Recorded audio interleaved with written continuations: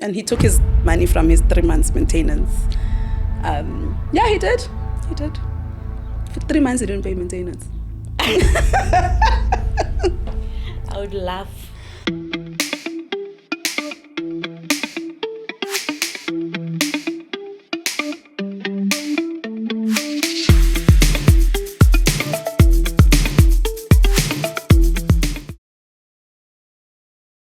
Hi everyone, welcome to O Narrative Podcast by myself, Promise Makunyane. This podcast is about marriage and family dynamics. So I've added to the family dynamic element because there are a lot of people that want to be part of my podcast and they want to sit with me, but they're not married. However, they're mothers, they've got issues with their siblings, aunts, and so forth. So I thought I should add the family dynamic element of it because I myself am a family woman. Anyway, guys, this podcast episode is sponsored by Glee Thrifting. This is a thrifting store based in Parkhurst.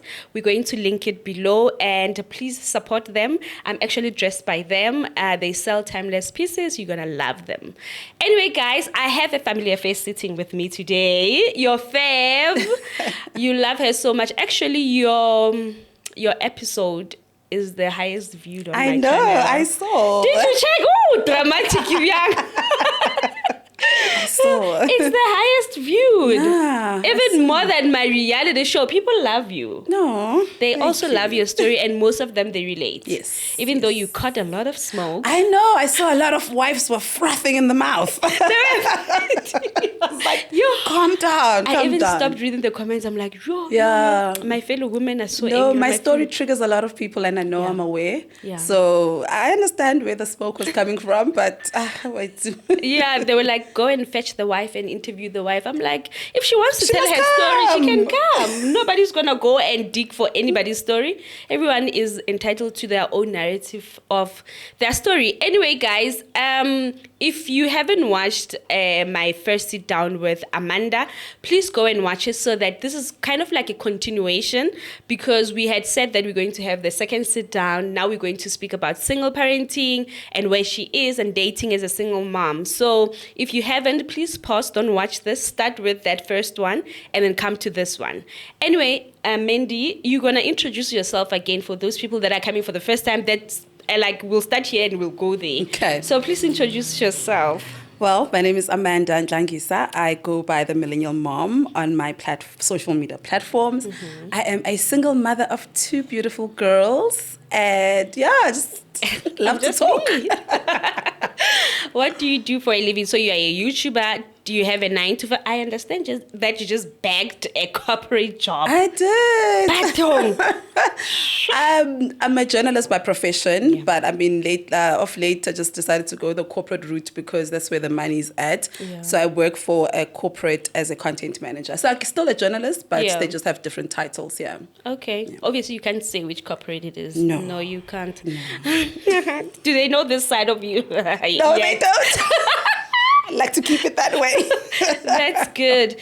Anyway, we're not just going to jump straight into where we're going, but we're going to wrap up the past conversation, which is very important because there were a few things. I don't even know if you want to also tie something yourself, but however, I want to just raise a few things that people spoke about in our previous conversation, that people were feeling like you were not holding yourself accountable in this whole situation. It's either the baby daddy did this, the wife did this, whoever did this. Do you feel that you're holding yourself accountable, or what do you hold yourself accountable for?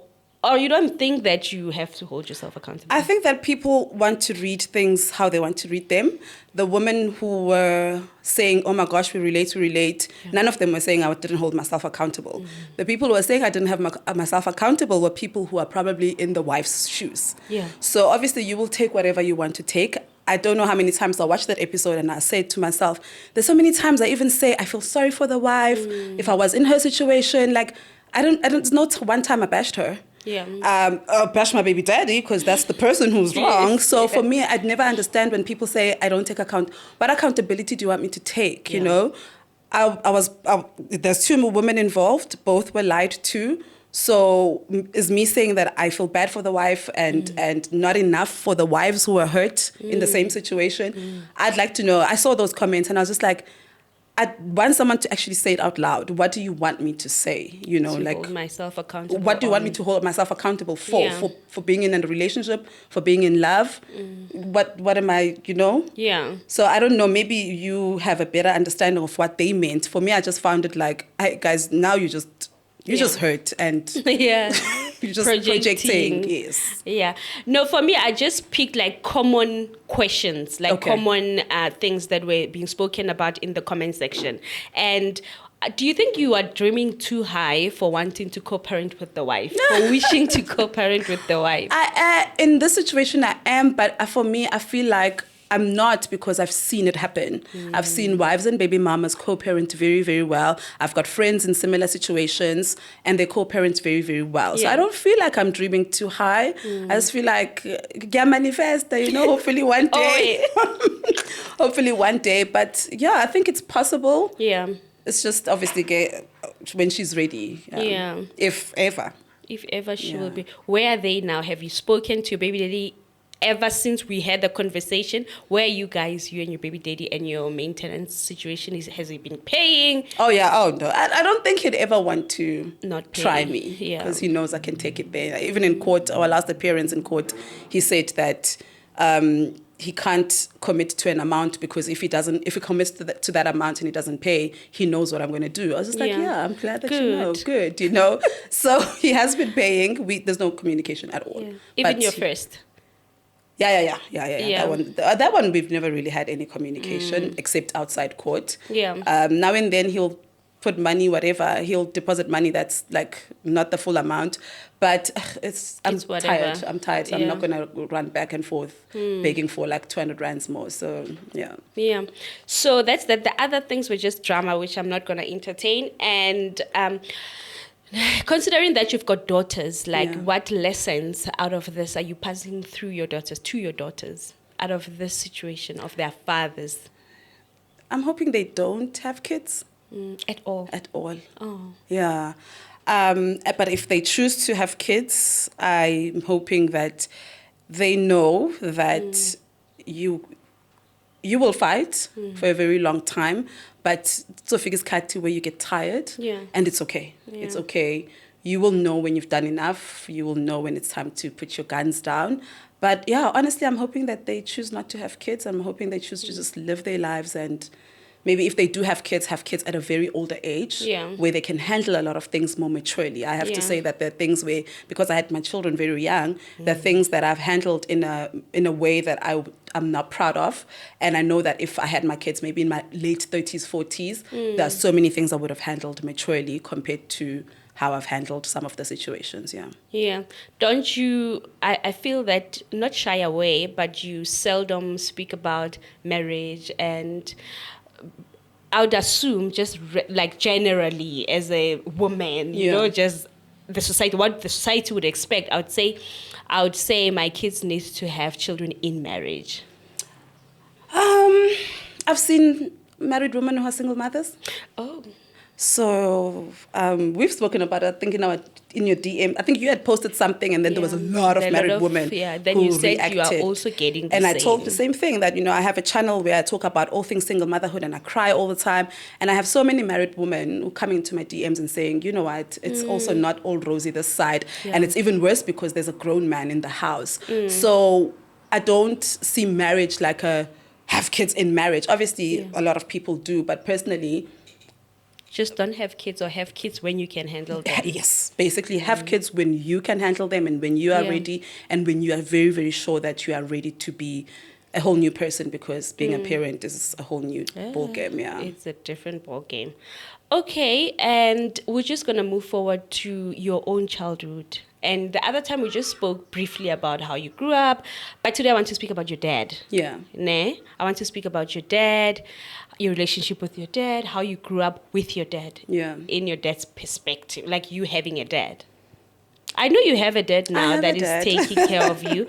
Is he your biological dad? Yes. Okay. Yes.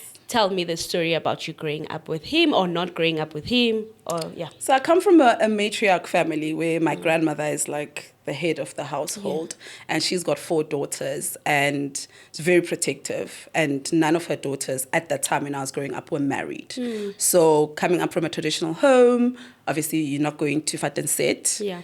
You're not going to go. My dad couldn't come in and out the house because he wasn't married to my mom. So it was just a matter of, if you see your dad, you're gonna go see him in the street. Yeah. You know, like, you know how when your dad comes to check your mom, then you come go with your mom you go with there, your the mom street, there. So yeah. my younger years, that's how I remember my dad. He'd come very, very often to come obviously see my mom. Sometimes he'd come even when my mom wasn't around. Yeah.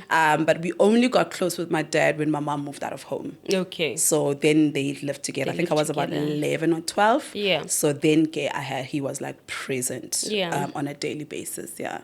What do you think? Because I saw that you are going on a thing about abandonment issues, like Yeah. you having abandonment issues, even struggling with that in friendships. Where do you think it comes from? Oh, it definitely comes from parents. Yeah. You know, now I can sit and understand why, you know, my dad was not in my life, you know, in the first, why he'll come and check on me, but like, he wasn't there. He wasn't staying with you. Yes, Yeah. same as my mother. You know, my mom had to leave and go work. So it's just that thing. As an adult, you can understand why they had to do it, but you can't tell that to a 2-year-old. You know, Yeah. a 3-year-old won't understand that where's mom and where's dad when everyone else around you has mom and dad. So I think that then my abandonment issues now in therapy, realizing that, oh shit, actually it stems from there. It doesn't stem from the men or friends or anything. It just stems from childhood. And I think I didn't mention that I'm lucky to be in a position where I can have a conversation with my parents and be like, you guys left me, you know? So my healing is not just up to me. I have the people who hurt me are here to help me heal. Yeah.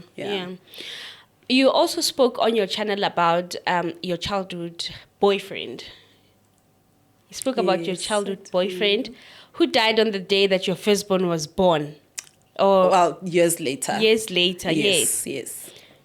What happened? Like, were you guys in a long-term relationship? How long have you dated? Oh, so he was my high school boyfriend, on and off. You know, that's cute hand-holding love, on and off. And then I think we were in grade 11. We were just like, okay, like we're not going back to other people now. We are focusing on ourselves. We're going to go to matric. And then after matric, we're going to have this life. And we did. We dated. And then in matric, sadly, towards the end of the year in September, he got stabbed. And a couple of days later, he passed away. Were you guys still dating? Yeah. How did you know about his stabbing? Like, how did it come about that you know about that thing? So he was stabbed. So we were together during the day. Then at night, he decided him and his friends were going to go out. So on their way home, they got mugged or whatever, and he got stabbed and he was rushed to hospital. Then the following day, I was supposed to see him. Then his friend came to see me to tell me that he's unfortunately in hospital. So that's how I found out, because we didn't have cell phones then. Did you go to the hospital to see him? Immediately, yeah. So I went to the hospital every day. He was at the hospital for a week. I went there every day until the last day. And then he passed on after how many days? About a week. He was stabbed on the 24th and he died on the 29th. So about a couple of 5 days. As a child, how did you handle that? Like, I didn't. I didn't. I think that's when my mom was just like, what do I do with this kid? She introduced me to therapy because I just wasn't sleeping, and it was at that time around matric exams, not exams. What is that one? What are they called? Prelims. Yes. The trial. Yes. The trial. I matriculated in 2005, guys. So it's been some time. So it was just a lot. So I spent a lot of time sleeping, and my mom is a nurse, so there was a lot of medication at home. Yeah. So I tried to like overdose on medication to just like try to like kill myself because I just wanted to be with him. So I don't think I handled it at all. And then I think my mom came to a point where it's just like, no. She didn't know what to do with me. Then she sent me to therapy. Yeah. And then traditionally, you said your grandmother would interpret your dreams and say... Yes. So I started having dreams where we'd be in a river and he's on the other side. Excuse me. Sometimes not even in a river, like whether it's a road or whatever, but he was always on the other side and calling for me. And I'd want to go to him, but there was something pulling me back. And I'd wake up so angry because I wanted to go to him. Then my grandmother's just like, no, uyakbiza, like uyakbiza, like uzokulanda basically. And for you to die as well. Yes, to come on the other side with him. And then my grandmother was like, nope. So they called his family and then we did like a cleansing ceremony to just tell him to basically leave me alone and let me live my life. Yeah. Oh, wow. Okay. And now, single parenting, we're going into the reason why we are having this sit down. You are how are you as a single parent? Like unjani J. Do you have tissue? Just as simple. Guys. How are you? Do It's we just have tissue? Oh. Single parenting is a lot, guys. It's thank you. Thank you. Oof. It's just a lot of ups and downs, and sometimes more downs than ups, and you More downs than up. Yeah, because there's a lot of blame and shame and guilt that you carry as a single mother, whether you are aware of it or not. It manifests itself in another way, but there's a lot of guilt and shame that single mothers don't talk about that we carry. Yeah. What is the guilt about? The guilt is that I couldn't give you a father. Oh my The guilt gosh. is that I couldn't make him stay, even though it was not up to me. Your fault. You at the back of your head, you know these things. You know that if this person wants to be in my child's life, they would have been. But that guilt is just that maybe I should have tried harder. Maybe I should have done this. Maybe I should have done that. And maybe this wouldn't be happening. Like I have a toddler. She's a child. She doesn't know. To her, a woman is mommy. A man is daddy. A child is sister, a girl child is sister, and a boy child is brother. But when she sees maybe my friends' husbands or my friends' boyfriends or my male friends, she says daddy. And I get so triggered, even though I know that she doesn't know really what she's talking about. She'll be watching her phone, and then maybe if there's something on her phone, there's like a funny man, and she'll be like, oh, mommy, look what daddy is doing. And I'm like, you could actually be saying, mommy, look what daddy is doing in real life. In real life. Yeah, so it's those little things. To her, it's nothing, but to you, it can absolutely ruin your day because now we're like, oh God, here we go again. And that is your life. Like that is Every your day. Absolute life. Yeah, Forever. Forever. Not unless someone decides to step up one time.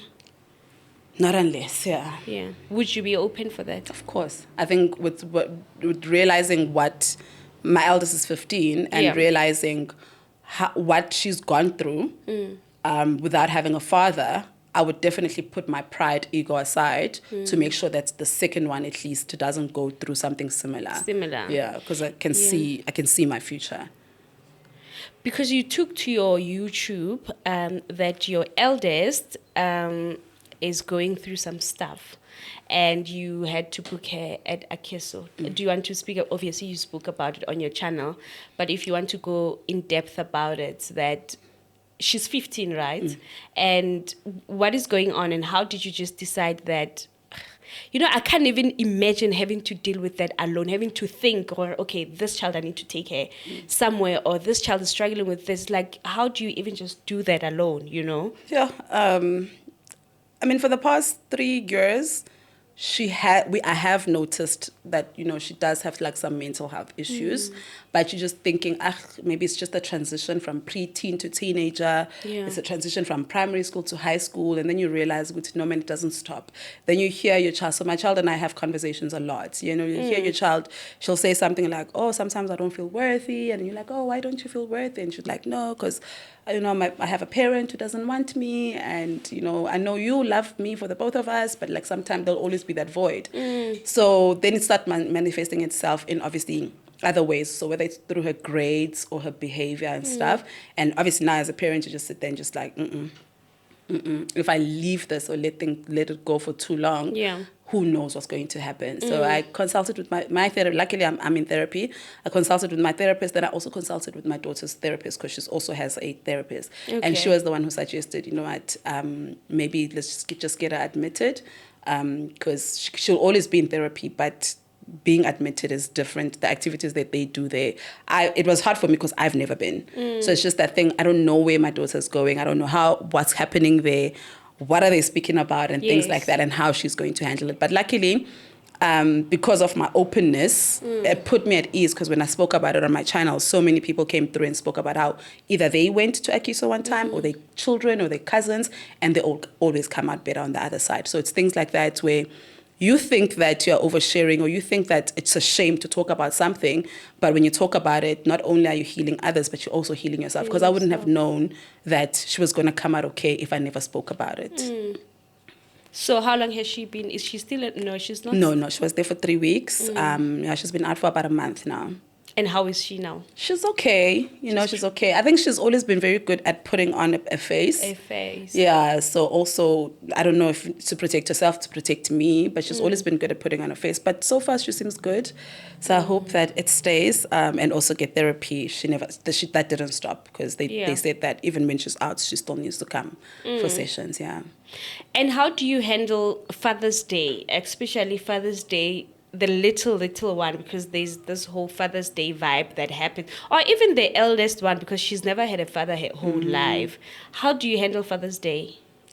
I've never really taken note of how I handle it until last year. What happened? I got triggered. Like, when you wake up and you go on Twitter, you go on Instagram, and everybody says, Happy Father's Day to my man. Happy Father's Day. Women would even say Happy Father's Day to my co-parent. So it's not even about, this person is not just in my life. And I just like, man, this could be nice, So I switched off, but I was just like, this can't be, it can't be my life. So this year, I think Father's Day came a point where I've started a healing journey. But last year I switched off, but luckily one of my friends noticed and she took me out for lunch. Yeah. So it's things like that. But then we have Father's Day school dances for the toddler, and you're just like, come on, guys. Come on. You're like, come on. So luckily I do have male friends who are very, very good fathers to their children. So they always step up when they step up. No, they always offer. Even the ones who don't, especially the ones who don't have kids, they step up a lot. Especially with my youngest. Yeah. Currently, what conversations are you having with both your children differently about their father, and about, like, what conversations are you having with your eldest, and what conversation are you having with your smallest? So with my smallest, we haven't had one. When she says daddy, daddy, what do you say? You just let it go. Yeah, just like, look at dad. Oh, daddy is fine. Yeah. Or sometimes I try to be like, it's not daddy, it's uncle. And she's like, no, it's daddy. So with her, we haven't started that conversation, because I'm just like, not that maybe she's too young. I don't know. I don't even know how to start that conversation. But with my eldest, we started that conversation when she was about 9, 10. She asked, where is he? What's happening? So you tell her in a way that you think that she will understand and make sense to her at that age. And now at 15, we have honest conversations. But Akeko, he's not coming back. He's made it clear. But what you can do or what we can do, we can't fill that void. He's your father, but we can learn to live without him. You have lived without him your entire life. I understand there'll be times where you need one, but it's just now the conversations are learning to live with the fact that my own parent doesn't want me. Yeah. Yeah. And I know that your mom is playing a huge role in helping you with the children. And how has she been? Like, what is she... Now, what conversation is your mom having with you regarding your situation? What is she saying? Nothing really, hey. I think my mom is like old school. Bogoto, sweep things under the rug. Yes. If you don't talk about it, I'm not going to talk about it type of mom. So unless I come to her with the situation, then she will. I think I don't really involve her in the drama parts of my situations, because obviously mothers take things in. I don't want her now in our next family meeting to be mad at the other parent, because I saw that happening with my second baby daddy. Like I told her what happened, then we had a family meeting with his family and our family, and I could see, it could teach. What do you mean next family meeting? So if ever we have another family meeting. Or so you it's one still of have those. hope for that? I don't think that it's done. I think that there's a possibility. It can be done because they're children. They're children, yes. It can be done. So even if he's personally not involved, I think his parents would want to get involved, or maybe his siblings would want to get involved. And things like that obviously require family meeting. And his side of the family loves them. So we've had, before all this, we had, I think, 3 or 4 family meetings. So now then I realized that maybe involving mom, maybe telling my mom everything about what happens, because she holds it in, and I maybe forgive or just let things go, but she doesn't. So I don't really speak to her about those things. But when it comes to the children, I'll be like, okay, cool, I'm struggling now. I'm not okay. Then her first thing is to just like bring them home. But do you see that women generally, we like to protect men? Because the last time we spoke, we were speaking about how the wife is protecting him or the mother was protecting him. But you are also protecting him or planning to protect him against your mother. Do you see how it happens naturally? Naturally, ne? Yeah. So when you're on the other side, you'll think, oh, that one is stupid, is protecting this person. But right now, you are actually vowing to protect your baby mama over your mother. Why? Because this is the father of your children and you don't want your mother to see him in any other light and mess up things for your daughter. So I think I think in my head I look at it as I'm protecting the relationship, the potential relationship he might have with my daughter. Yeah. So in a way, I guess. Yeah. In a way, I guess. But I think I'm also protecting my mom by not hurting her, but like knowing that what your child is going through, the conversations that she's having with the other family, I don't know if she would be able to handle that well. To handle that. But currently, as I'm speaking to you, where are you as a single mother? Like, where are you emotionally? What are your thoughts? If you had asked me this question this time last year, Yeah. it would have been so different. Now, I don't know if I mentioned in the video previously that we had our last court case in March with my youngest. And last year we had our last court case in, I think, April, May. And I told myself that this is the last time. I don't care what the outcome is. I'm tired. I've been fighting for a couple of years now. And it's time to just like let go of this anger and the hurt. I don't know if I'll ever let go, but it's just time to just stop fighting and focus on my inner healing and my children. Because there'll be times where my baby daddy and I would fight so much that I come home, then I just start screaming at my children. You know, so now I'm all of this I'm taking outside, I'm bringing in, it's consuming me. Or there'll be times I go to court and I come back, I still have to parent and I don't want to parent. So things like that, I was just like, I can't do this anymore. So, and then I was intentional then about my healing journey, starting with therapy. And obviously the letting go is not just something that happens overnight. So right now, personally, I'm in a good space. But obviously being a single mom, you're never 100%. You'll never be 100%. It will always have its ups and downs, as mentioned earlier, probably more downs than ups. But I think now I handle it differently than I did this time last year. Do you think finances also play a huge role in you being okay? They do, but I have to say I've never really been someone who struggled financially with these kids. Like not to sound like I'm the boss. There were months, like I remember this year, there was a month where I wasn't paid on time because I was working as a freelancer. And then I had to ask my baby daddy to pay school fees. So I guess I'd say maybe that was struggling, but it's just a matter of the money was coming. So it's things like there are months where I'm just like, I'm not getting paid on time, whether it's a campaign or whether it's at that time freelancing. Then I have to like go humble myself to one of these men. But and also another thing, you're right, finances, because for the longest time I had been begging my second baby daddy to add my youngest to his medical aid, and he'd refuse. And obviously you always be on edge because kids get sick all the time. Now you're always on edge. And now I'm just like, I've got my own job. I've got my own medical aid. So maybe, you're right, maybe there is an element of finances where you're just like, once your finances are in check and you have everything that you need to take care of your kids, it's easier. I think, it's easier. I think it's that because even with one of my closest people, she's financially stable, right? And she doesn't have issues with the baby daddy does not do anything to the child. And all she says is that, I just wish that man does not die because I don't need anything from him. I just need him to be present for the child. So finances really do play a huge role, even in how we fight even with how baby mamas fight with baby daddies. It's because I'm struggling. Like I'm actually struggling, or I cannot afford this thing. And you are there, you're not even chipping in anything, you know? And there is a thing, I would have asked this at the beginning. There was you trended on Facebook. You trended on Facebook for saying your baby daddy said you must pay him back. So you asked him to pay for the school fees. And then he was like, okay, he paid. Didn't fight me.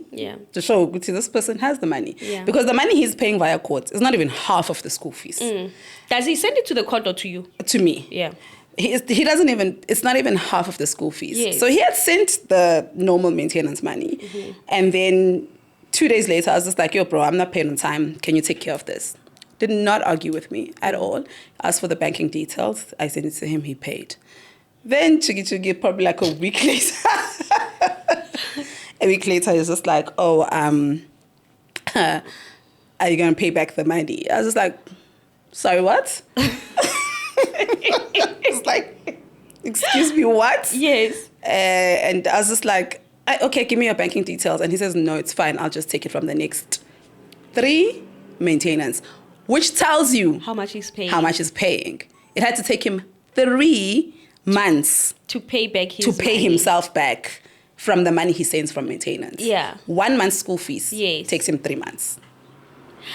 But then just to speak for him, what did you expect? Because I wasn't you guys are borrowing. fighting. I wasn't borrowing the money. I was saying pay the school fees. It's But your then how? child. Because you have taken him to maintenance and you guys agreed on that small amount, like you're saying. Yeah. And then now you want him to think for you, you know? Now it's No, like, so- think for me. No, in any co-parenting situation, I need to you help But out. you guys are not Okay. in any normal co-parenting I guess you're right in that Yeah. case, but I didn't expect him to want the money back. Yeah, you I was just are- like, firstly, you've gone for almost a year without Yeah. paying any cent. So actually, the you least have to you can pay do. back me. And that was my thing. Even when you're in court, I was just like, if we're going to talk about paying back the money, how about then you start paying back from day one, you Yeah. know? So, but for me, I was just like, it's just being spiteful and petty. And he took his money from his 3 months maintenance.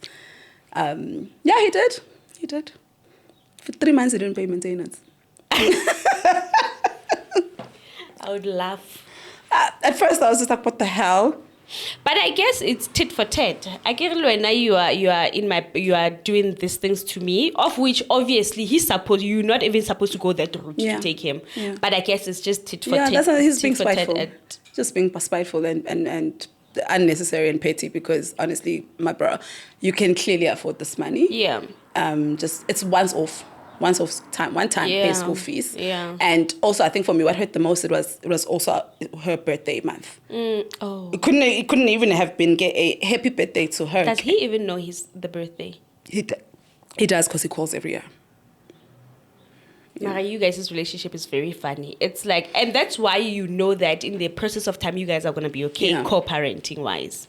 I think it's just a lot of anger and hurt that a lot of Yeah. people need to get over, including myself, because I won't be able to co-parent to someone I'm still angry with. And I think once we get to that, we should be fine. Everybody should be fine, yeah. And dating as a single mother. Ghetto. But Togi, you have to drink to that. How is it? How, like, are you dating currently? How is it? I am dating, Oh, that's but it's hard how hard? because I don't have a nanny. No. So now, when I go on these days, who do I leave these kids with? I'm not going to call a friend every time. Yeah. So which means now, when my partner wants to see me, it's give me like 5 working days for me to find a plan. I go on my spontaneous visits. Yes. You can come to my house He doesn't come to your house. when the kids are around, no. Yeah. He only comes to my house when the kids are on holiday.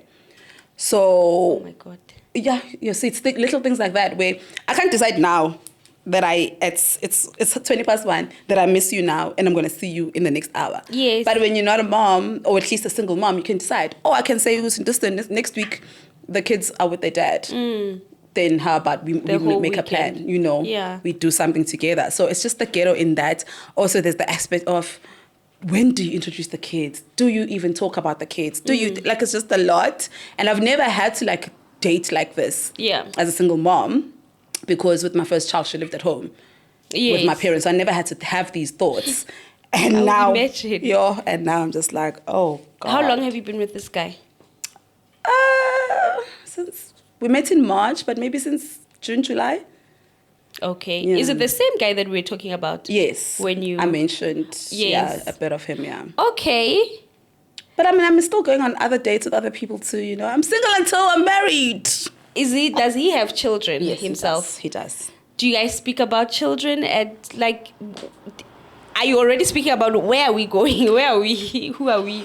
No, so we speak actually more about our children and our situations with our co-parents and stuff like that. So I think that's also how our relationship started. relationship. Yeah, because he's got 3 kids and I have 2. So, but then he's got good co-parents. Okay. So it works out on his case. But like we do speak about children, we do speak about his children, my children.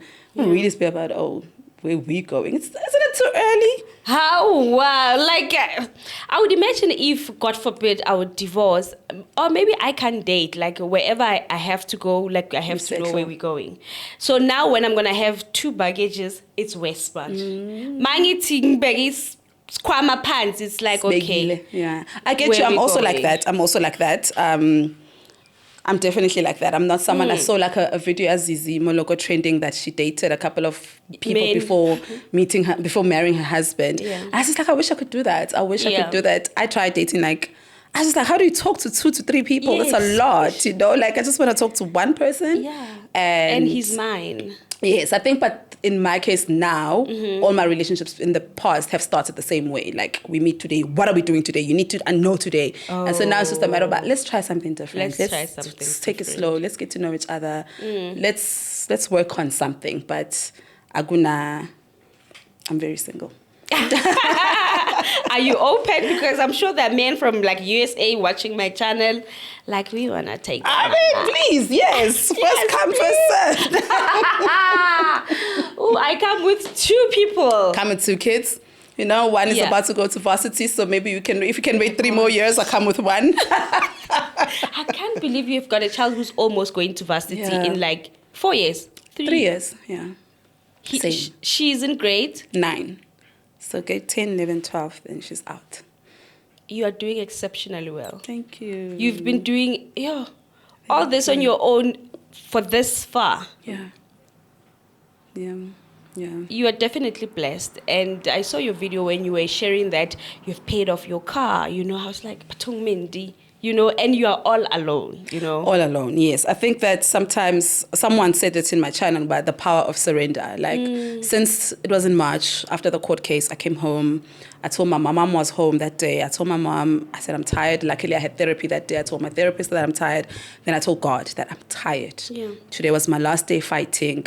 Whatever happens, it just must happen on its own. And it must come to me completed. I don't want to fight no more. I don't want drama anymore. And since then, I just have felt lighter and things have just been happening for me. Yeah. So I don't know if it literally really is that it's that power of just surrendering and saying, I can't do this anymore. Yeah. And I choose peace now. To focus your energy on your peace. On my children and myself. Yeah. And luckily things have just been blessings after blessings since choosing to choose myself and my children. Surrender. Yeah, and stop fighting. Sure. And just to go deeper into the dating, right? Are you going to plan to get married eventually? And also, what is the goal as a single mother when you get in the relationship? What is the goal? Is to have fun. And have the 3rd child? No. Oh, fun. No. So I think after I broke up with my second baby daddy, I decided I'm going to be single. Okay. The goal was to be single for a year and just heal and just take care of myself. Then 1 year became 2, then 2 became 3. Then on year 3, I was just like, mama needs some love. Yes. So I started putting myself out there. But the more I put myself out there, the more I realized that dating as a single mother is difficult when you're trying to make plans to just like get married or move in with this person. And I don't see that. For me, my children come first. And for me, it's always I need to protect my children. So question I ask myself that, okay, if I get married, where am I moving to? Am I taking my kids to go move to this person's house? Are we buying a house together? Should anything happen? Do my kids have security? So it's just that thing that where I need to secure myself. I need to buy myself a home. I need to buy my kids a home. And luckily, the first one is almost going to be independent, but I always need her to know there's a home that she can come home to. And also with the men, it's different because the children live with their moms. But it's just that thing of having to think about my children's security. Yeah. That comes first. So I'm not going to pack up my 2 kids to go live with the man. Are you not going to do that? Ever. So you want a man to pack up and come into your house? No, nobody's coming to anybody. Or no. we're going to buy something new and then we go there. And we go there, but it's just also now starting this life together with these small kids. Now what? There was a point where I was just like, I'll be serious about relationships when, both my kids are out the house. Then I had to sit and be like, the youngest is going to be out of the house in 15 years. I'm not going to wait that long, Yeah. So it's just having those honest conversations. But I think for now, I don't see myself moving into a man's house or him moving into my house. I'd like to just date for as long as we can. And maybe when I'm 50, we can get married. But I'm not 50, Mandy. I want to get married for companionship. Yeah. And I know that at that age, now I want to marry someone that I'm going to rock my chair with. And at that time, both our kids are going to be grown, maybe even grandkids in the picture. But I don't see marriage the way you guys typically see it. Yeah. How do you see marriage? And is it, okay, how do you see marriage?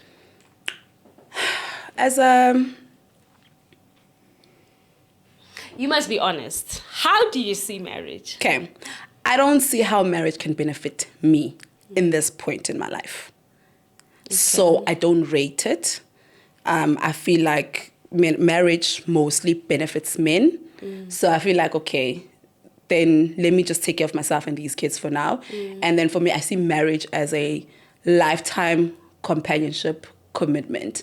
I know that if I get married now, I'm going to have to do it again. Oh. And I don't want to. So that's why I'm saying, like, because of how I don't think I'm mature enough for it. So that's why I'm saying, like, maybe when I'm 50 and we've both lived our lives and now we just want to, want someone to rest with and travel with. And I don't want to stress in a home.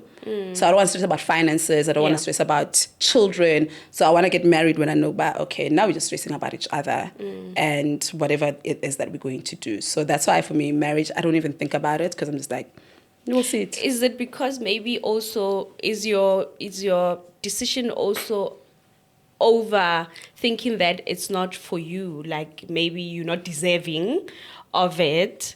And because now you are explaining marriage according to your situation, that it won't benefit where I am now. Yeah. But at your core, as Amanda was saying, umlazi. Is it umlazi? Enanda. Yeah. What has... At my core, I know I deserve love. So for me, it doesn't have to come in a marriage form. It's just that love, Lorna, and it's mine. I'm worth it. I deserve it, and I will get it. But it doesn't necessarily have to come in a marriage form. Yeah. I've been in a situation where I was almost married, and I was younger. I still thought about it the same. I just did it because my partner wanted it, and I don't have any real issues against it at that time. So I was just like, okay, I'll do it for you. But it's not something that I aspire to. But love and companionship and everything that comes with marriage, except for us living together, basically. Yeah, on a daily basis. Actually. You're except the fact that we are in the same house. Yes. Yeah.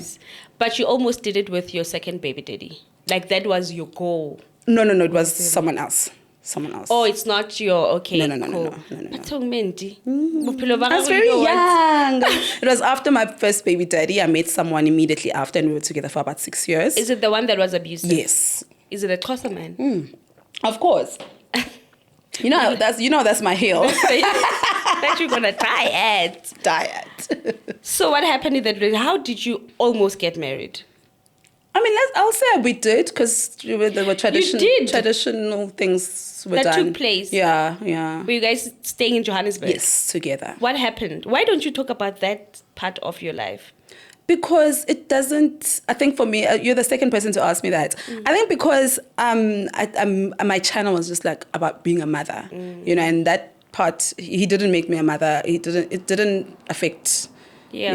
I guess I was his mother to he had a son and I was a mother to his son, but like it didn't really, I mean, it affected my life a lot, but it didn't really, I don't feel like it has anything to do with who I am as a mother today. Yeah.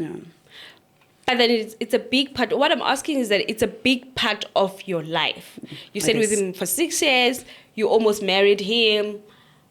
but there's nothing about him. Like There is there's nothing, completely nothing about him. Or is it maybe because you identify yourself as a mom and he did not make you a mom? Not So it's just about your baby But imagine daddy. if I spoke about, okay, cool, but I hear what you're saying, because I was about to say, imagine if I spoke about everyone I've been with.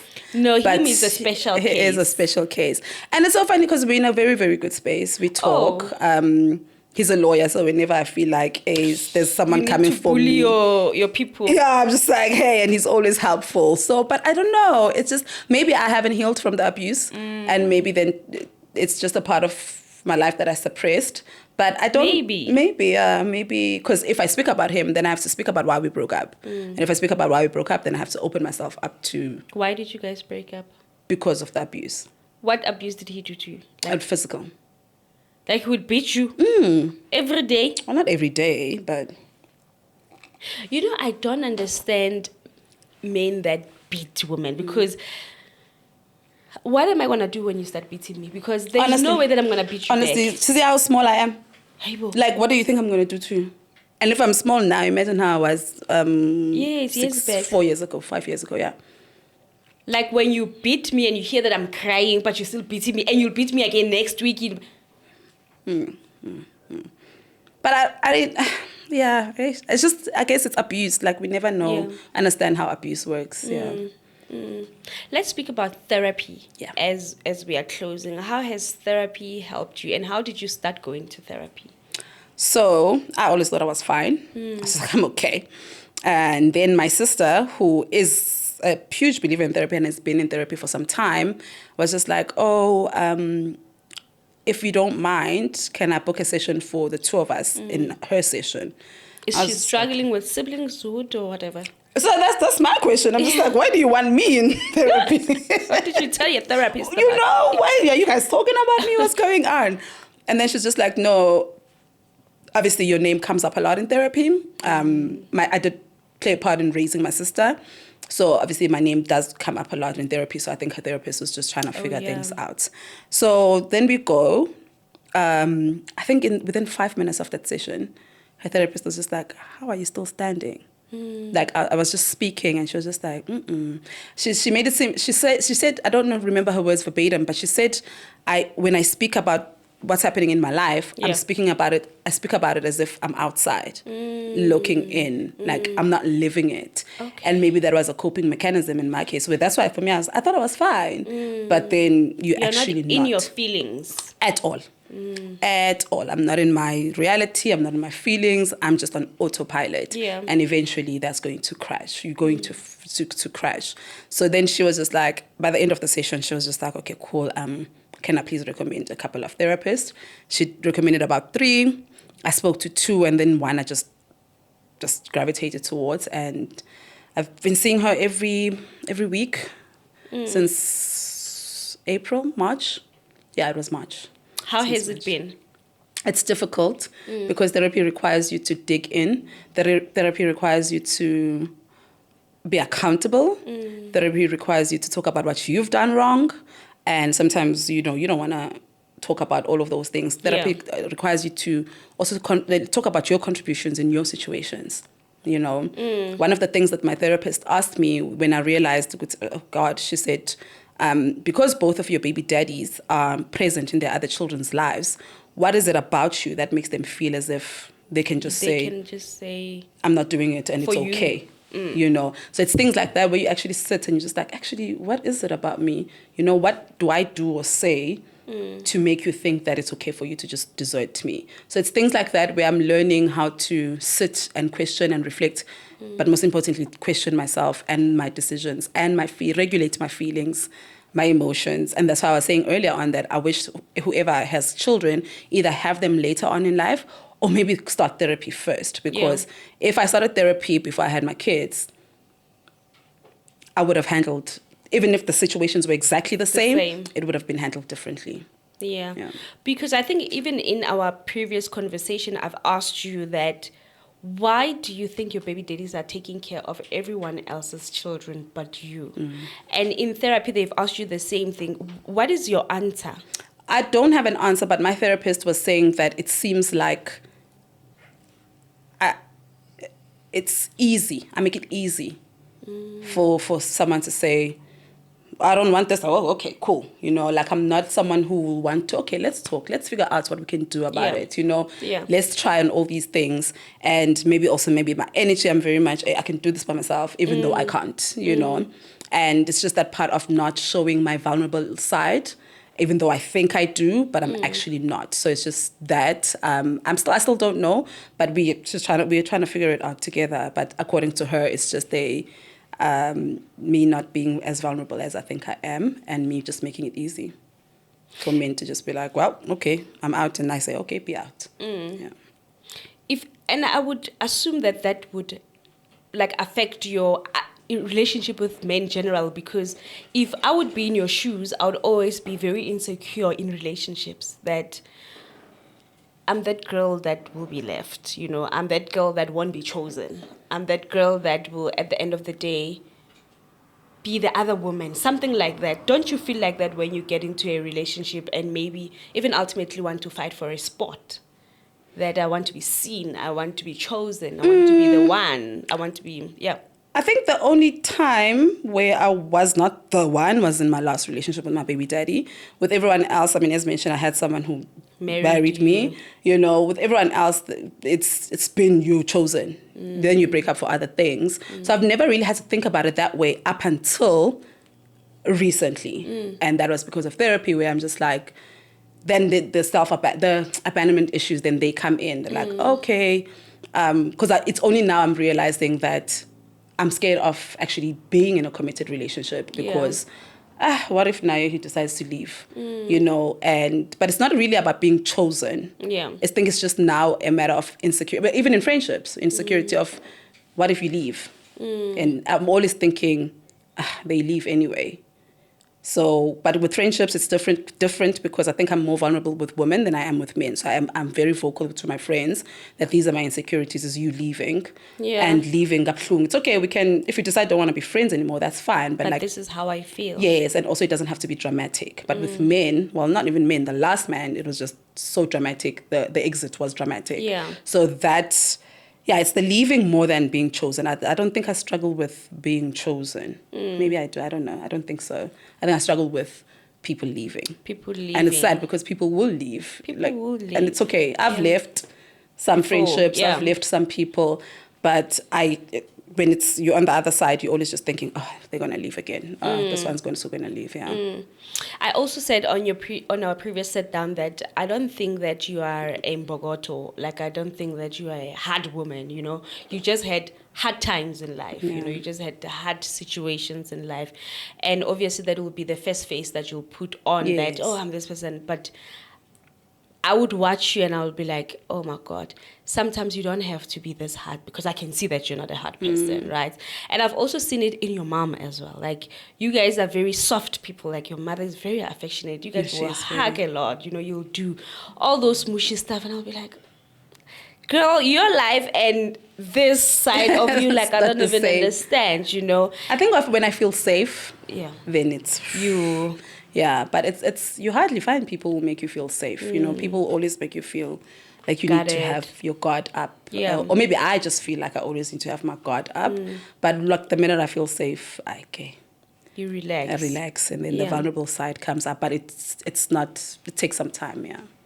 And would you recommend therapy for single? But obviously it's money, but there are free therapy around. Would you recommend that for single parents? Had it been your saving grace? Definitely. Yeah. I mean, I've got amazing support from my family and I've got amazing friends, but there's only so much they can do. Yeah. They can only support me this far. They can only support me by taking my kids when I'm feeling overwhelmed. They can only support me by being on the phone with me when I'm having like a suicide episode or whatever. They can only do this much. With therapy, it has been my saving grace because it's inner work, you know. And you also have someone that you speak to without you trying to protect them. Because with friends, I'm going to speak to you. There's a part I won't tell because I want to protect you. With my sister, I'm going to speak to, but there's a part of me, like I won't tell to her, Guti, I'm feeling suicidal because that's my little sister. Yes. My mom, I could never tell her that because she's going to like go crazy. But with your therapist, you can be as honest as possible. Even the things that you're not even honest with yourself, they are able to pull it out of you in a very gentle way. You have someone who holds you accountable, but in a very gentle way, not in like, you never hold yourself accountable. It's a very, okay, maybe let's try it this way. You have someone who's teaching you how to forgive yourself, because as mentioned earlier, we single mothers, we carry a lot of guilt and shame. Not only do you feel it, society tells you. I don't know how many times I've been told that I should have chosen better men. I don't know how many times I've been told who's going to love me with two baby daddies. You know, society plays a role, and no matter how strong you are, you internalize that. And when you internalize that, then you start living like that, you know. Yeah. So all that guilt and shame that you carry, you have someone who's sitting there teaching you how to forgive yourself and move on from that. You have someone who you can have stupid conversations with as well as deep conversations with. Therapy is expensive, I'm not going to lie, but I think that we all prioritize things. Yeah. Before therapy, I was paying for hair. I was buying Shein every week, you know. I was checking out my Shein cart every week. Yes. And then you're just like, we have the money. Like, when you look within, obviously not to say everyone has it, but prioritize it. There are therapies for free, as you're saying. There are 350 ones that you can do online. But like, it really has been my saving grace, not only to have made me not understand, but like, not consume myself with my baby daddies and their situation, but also be kinder to myself, which in turns then makes me a better human, a better mother, a better friend, and a better person to myself. Yeah. So as expensive as it is and as difficult as it is, like there are times where I avoid my therapist because I know, this week she's going to hold me accountable for something and I'm not in the mood to be told that I'm wrong, but it's needed. And how do you think your friendships, how do you think your single parenting, do you think you burden your friendships, or do you think, I don't know how to ask this question, but do you think you are expecting too much from friendships because like they are the relationship that you have, not like relationship, but they're the relation that you have, you know? Not from friendships, but there was a point where I did from my sister because she was always there. Taking care of the children. Yeah, and then there came a time where she couldn't, and I was just like, what do you mean you couldn't? You know, it felt like I was entitled to her. With friends, if anything, I protect my friends. My friends are always saying, let us know, we'll babysit. Not even one time have they babysat. And not because they don't want to, it's just because I just don't feel like I want to burden them. Like, I was on a holiday trip, and two of my friends, Noltando and it was Noltando and my sister, who were just like, okay, we'll alternate, you know, with the kids. We'll make a plan. And I was just like, thank you. I decided to take my kids home. So I think it's me who just don't want to burden them. But with my sister, I saw myself doing that a lot, to a point where I'm just like, this person doesn't have kids for a reason, and I'm putting mine on her. When she can't make it on the weekend, I'll be like, why can't you make it? Yeah. But so with friendships, I think my friends actually don't know how much I struggle, because now I'm just like, I don't want to burden them. You. Yeah. Do you think you were doing to your sister what your mother did to you, as far as parenting is concerned? Because I know you said that you parented your little sister. So now your little sister's until you stopped it, was parenting your kids, helping you parent your kids. Yeah, and the only difference is that with my mom, she didn't have a choice. Yeah. You know, she really needed to go work. So I had to step in. With me, you were just like, I was just spoiled. Yeah, I was just acting like a spoiled brat. Yeah. And demanding something from someone that I should be getting from these men. Yeah. Not her. She's not my co-parent, you know. So yeah, I think in a way, but in my mom's case, it's understandable. In mine, I was just being a little spoiled When brat. did you realize that, and how did you now say, oh, my little sister, sorry, I'm going to do better? I never said that, but maybe I should. To, you know, maybe that's why she's going to therapy. Then, oh my gosh. She mentioned it in therapy. Yeah. She mentioned in therapy something like she feels bad when she can't be there. Yes, I'm sure. Yeah, because then that's when I realized, actually, you haven't really been there, and I'm sorry that you feel that way. Because she said to me, whenever when she says, how you doing? I say, I'm fine. Then she takes it as she doesn't have to come. Oh. but I'm always gonna say I'm fine. Yeah. You know. Then one day I had a really, really bad episode. Then my friend called her. Only then she realized, oh, you're actually not fine. So that's when her therapy thing started to say. She pulled away because she sees my YouTube channel and she sees me doing fine. I'm like, but I'm not going to go on YouTube and be like, I'm not okay. I'm dying every day, you know. Yeah. So she's the one who actually brought it up, and she was bringing it up in a way that she feels bad that she can't be there. I think I did say, I don't think I apologized, but I did say that she doesn't need to be. Like, what I need is my co-parents, not her. She's an aunt. Aunts come and, you know, just come and have fun with the kids and go. Be an aunt. Be an aunt. But I realized then that I was expecting her to do what these men are supposed to be doing. Yeah. Just in closing, is your single parenthood your biggest scar and your biggest blessing? What do you take it as? It is your biggest scar, like when you were like waking up in the morning, you'll be like, oh my God. It is my biggest scar and my biggest blessing. Doing it alone is so hard. When you're sick, you don't have anyone to say, please come get the kids. When you have late meetings, when you have weekend work stuff, you have nobody. Call a friend. Luckily, my eldest is 15, so if I have to dash for an hour, she'll take care of her sister. So it's just that you're always thinking. You're always just thinking, always worrying. When I'm not with them, what's happening? Who's taking care of them? I can't wait. The only time I'm relaxed is if my children are at home with my parents. But when they're here, I'm always just worried. If the school calls, what am I going to do? You know, I still call my mom. Yes. What am I going to do? But on the same breath, I wouldn't have found my purpose if it wasn't for these kids and this situation and these baby daddies. And all of these things that I've gone through have helped me find my purpose. Because for the longest time, I was just like, what am I here for? You know, like, what am I doing on earth? And only now, I'm just like, okay, I'm a mom. Yeah. I'm here to be a mother. And it's hard, but I don't love it.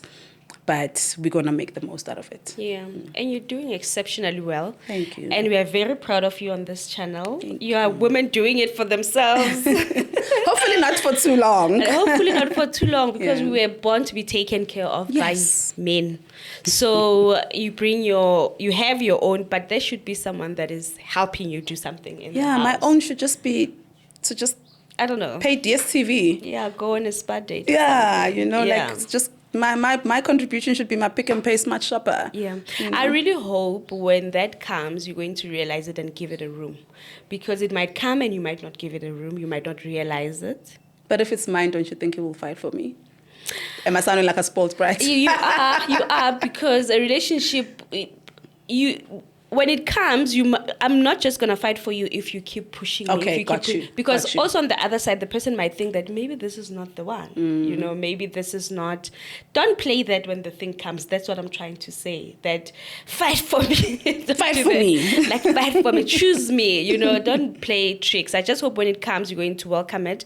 And not, because I think you've got so many expectations of what a relationship should be. You think so? You have too Should I just like drop them down a bit? You need to, because at the end of the day, like when you're saying that when you are 50, you won't have things to worry about, but you always will have things to worry about. That's 50-year-old people that are married, that are getting married today, there are things that are going to I think maybe in my head, my biggest worry is my children. So I feel like once they're old enough to take care of themselves, then I won't have any worries. Yeah. But you are right, there will always be something to worry about. But I think thinking about it right now, my biggest worry is my children. And you need to understand that even when you are 50 and you are like this, you won't stop worrying about them, because you would have built yourself until you are 50 to worry about these kids. You will never stop worrying about them, even when they're out of the house. You'll be worried about the boyfriend that is beating her up. You'll be worrying about the husband that is doing whatever. You'll never stop worrying about them, especially if you're not going to allow yourself now to know that, you know what, relationships, I have to be in a relationship. Whether I've got kids or I don't have kids, I'll never outgrow my children. You'll never outgrow out of worrying about your children, because they'll forever be your children. You'll be calling them, you'll be in Maldives saying, come my children, I'm booking flights for you. Did you eat?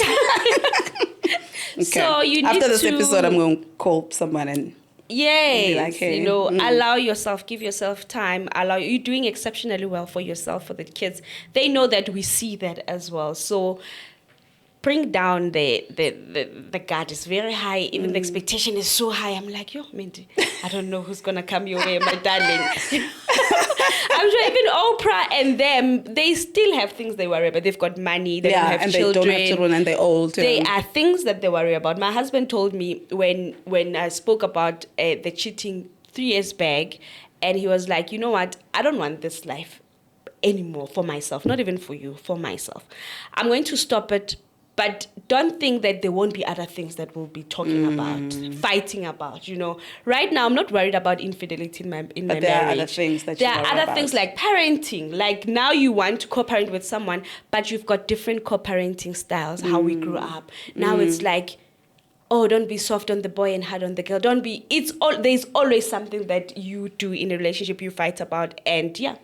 True. So I hope when it comes to you realize it and you see it and you don't put your Bogoto face on it. Like, I'll invite you to my wedding. Oh, but I'll buy you a cow together with your husband. No, you deserve that, Mandy. You deserve that. And I don't know if there's something that you want to say or talk about. We can still talk about something, anything that you want to say to single mothers that are, because I think you're on the other side of single parenting. You are an affording single mother. Yes. There are mothers that are not affording. Yes. There are divorced women that are now single parents that are fighting. Yeah. That are not affording to even stay in the city, you know, or stay with their kids. Yeah. That's another thing. I think that it is that way. Now I'm affording. Yes. Hasn't always been that way. People, when I started my YouTube channel, I was living at home with my mom with 2 kids. And I think that's when my relatability came from, because spanning. Yeah. It's hard. And then I managed to get a good paying job. Then I was able to bring my kids this side, and life has progressed since. So I do know that I come from, I speak and I sit in a place of privilege. I do know that not all single mothers can afford the children themselves. But what I always say is that if you can look at me, obviously if you are watching Promises channel, you probably don't know me, but if you can look at me and my journey speaks for itself. Yeah. There were times where I didn't even know, but because I have a mom and a dad. So there's a lot of privileges that I have on my side. I have parents that take care of me. Yeah. When things are tough, I can go home. I know that there are women who just don't have that option. And that translates in you not wanting to have a good relationship with the children, and translates in you not even liking your children without you even knowing. I went through that, but because I was fighting with their fathers, not because I was struggling. Yeah. So there's always something that will happen in your life as a single mother that will translate in you not being a good mother. So as difficult as it is, what I'm trying to say is, whatever it is that you're going through, do not let it affect how you love your children.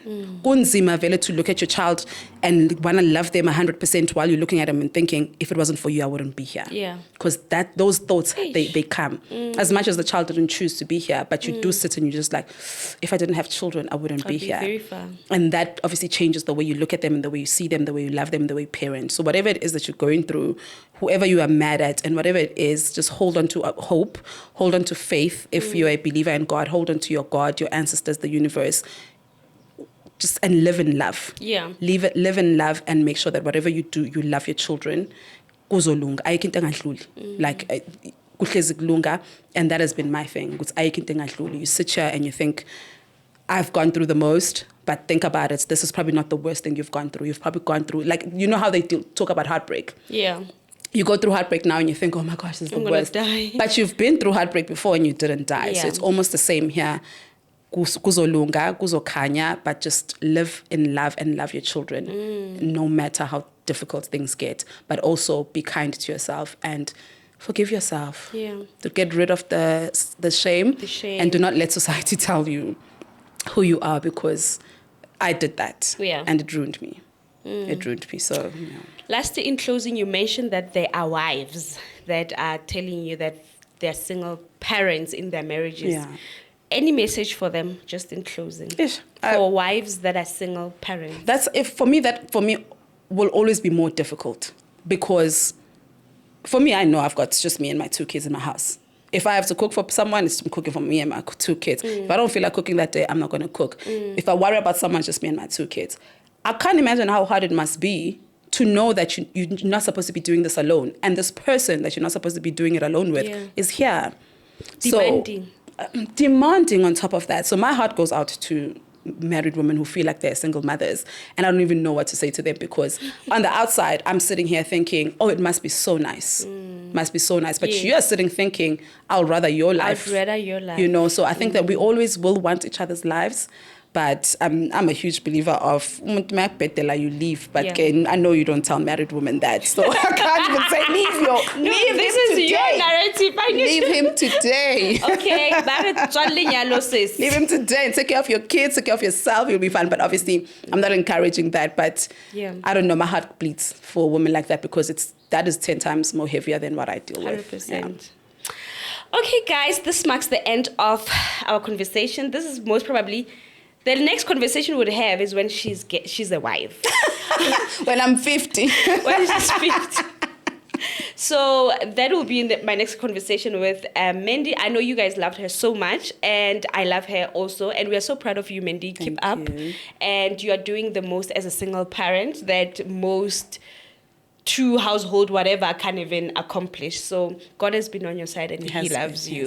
Thank right? you. Thank you. And I'll see you guys next time. Please don't forget to subscribe to my channel. Don't forget to share this with other people. Also, don't forget to follow me on Instagram and TikTok. It's promise_Makunyani. The links will be below. I'll also link Mandy's channel in the description box. And do not forget to follow my business page, which is Mel's Errands and Concierge. There are a lot of things that we do there, but most importantly, we are about convenience. So please check us on Instagram. It's Mel's Errands. Mel_Errands_Concierge. We'll also link it below.